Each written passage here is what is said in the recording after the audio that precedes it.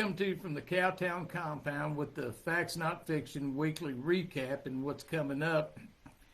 If you missed it, go back and look at the posts and videos I put up about Conway School Board President Andre Acklin and his meltdown at last week's school board meeting, in which he just basically threw the entire school board under the bus. He just really showed how dishonest and unethical he is. So go back, if you missed that, go back and take a look at it.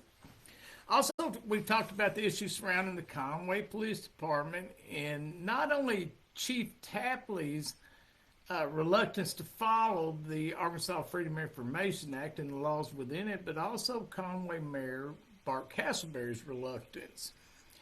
I'm working on to do a detailed report on that to bring you the facts of how they've acted unethically through this. And the boots on the ground, the patrol officers at the Conway Police Department just deserve way better leadership than what they're getting. So we're going to report on that. As usual, I was on the Dave Ellswick show on Wednesday, 101.1 FM The Answer, co-hosting with Dave. It was really, really a great show. We had Congressman Bruce Westerman on, interviewed him. Joey McCutcheon, lawyer out of Fort Smith, well-known across the state, a just fearless FOIA warrior for the rights of citizens on that. We had a nice discussion with him about some attacks on FOIA, what he's planning to do to fight that, some potential legislation. So it was really good to talk about that. We talked about the bill on affirmative action to end affirmative action, which is long overdue. Interesting discussion there. The big question of the day on the show was, do you have a penis?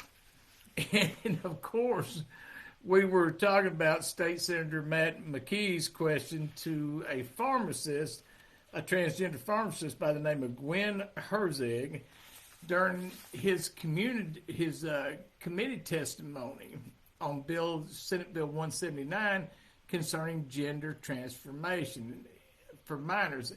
When you hear me say his testimony, because, guys, I just hate to tell you, but Gwen is a dude. The senator got a lot of flack nationwide for that question. I don't know why, because it was legitimate. It's a legitimate question pertaining to the conversation in the bill they're talking about. And I said on Dave Ellswick's show, it would have been better if he would have looked at this guy and said, do you have a vagina?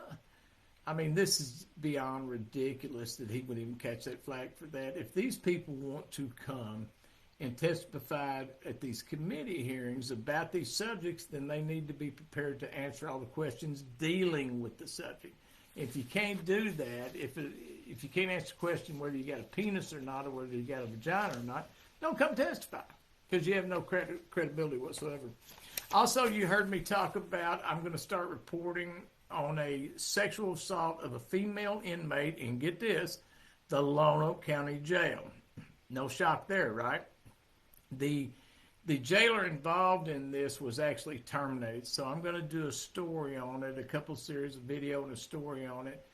Just one more thing on Lonoke County Sheriff John Staley down there. It's just, I mean, it's beyond ridiculous.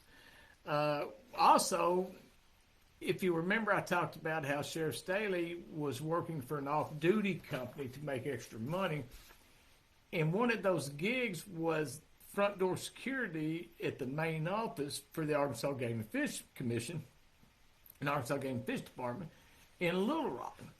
Well, when we brought that out and we had the evidence to show that instead of being down in Lonoke County on during the week on days doing his job, that he was actually there at the front desk at the Arkansas Game and Fish Commission.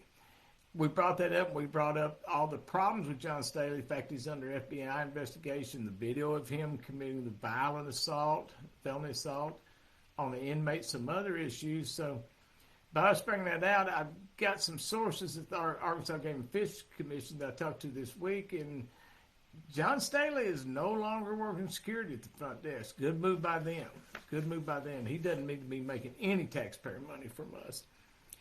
Coming up this week, I'm kind of excited. We're going to try to get a couple of shows, really good shows. Karen Maynard, the chairperson for the Moms for Liberty of Pulaski County. She's also chairperson, I believe, of the Women's Republican Party in Pulaski County.